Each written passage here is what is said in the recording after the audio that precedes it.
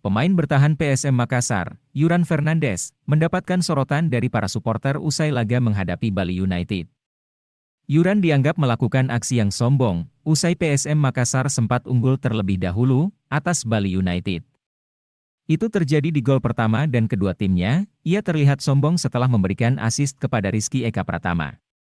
Sedangkan untuk gol kedua, ia terlihat berteriak di depan penjaga gawang Bali United, Adilson Maringa usai Yance Sayuri berhasil mencetak gol. Tak cukup sampai di situ, bek asal Cape Verde itu juga terlihat menganggap remeh lawannya.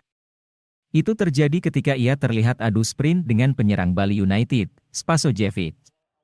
Yuran yang unggul kecepatan, melakukan gestur lari seperti yang pernah dilakukan oleh Antonio Rudiger. Seolah mendapatkan karma, kesombongan Yuran Fernandes pun langsung dibalas oleh Jefferson. Jefferson pun terlihat melakukan selebrasi tepat di depan Yuran, usai memberikan assist untuk gol yang diciptakan oleh Spasojevic.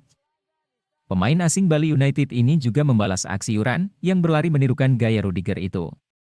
Melihat aksi tersebut, para supporter PSM Makassar pun ramai menghujat apa yang dilakukan oleh Yuran Fernandes. Menurut mereka, apa yang dilakukan oleh bek jangkung itu merupakan sifat sombong dan menganggap remeh lawan.